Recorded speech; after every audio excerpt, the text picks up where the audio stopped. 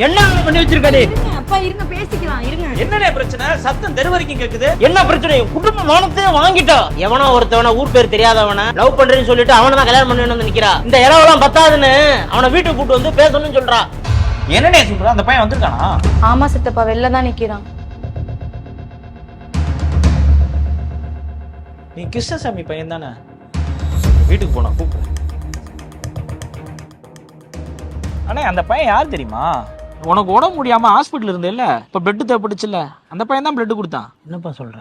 அது மட்டும் இல்லனே, ஒரு தடவை உனக்கு பணம் தேவைப்பட்டுச்சுல்ல, அவசர பண தேவை ஏற்பட்டுச்சுல்ல, அப்ப அந்த பையன்ட்ட தான் எங்கேயாச்சும் ரெடி பண்ணி கொடுறான்னு கேட்டிருந்தேன். அவன் தானே பணத்தையே புரட்டி கொடுத்தான். நல்ல பையனே அவன். உன் பொண்ணை தாராளமா கொடுக்கலாம். என்னமோ சொல்றீங்க, உங்க இஷ்டப்படி எதுவும் பண்ணுங்க போ. என்ன சித்தப்பா சொல்றீங்க? எங்க அப்பாவுக்கு ரத்தம் கொடுத்தது அவன் தானா? இல்ல. என்னது இல்லையா? அப்ப அப்பாவுக்கு பணத்தை ரெடி பண்ணி கொடுத்தது அவன் இல்லையா? மயிரை ரெடி பண்ணி கொடுத்தான். அவங்க அப்பன் கிருஷ்ணசாமி எனக்கு பரம்பரை பகையாளி.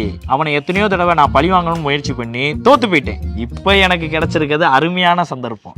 ஒன்று அவனுக்கு கல்யாணம் பண்ணி வச்சு அவன் வாழ்க்கையை காலி பண்ணுறதுக்கு இது ஒரு அருமையான வாய்ப்பு.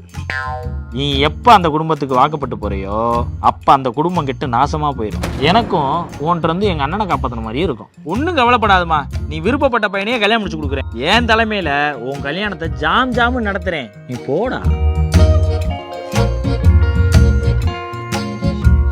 உங்களுக்கு நல்லது செய்கிறவங்க உங்கள் நல்லதுக்கு தான் அதை செய்கிறாங்களான்னு பார்க்க வேண்டியது அவசியம்.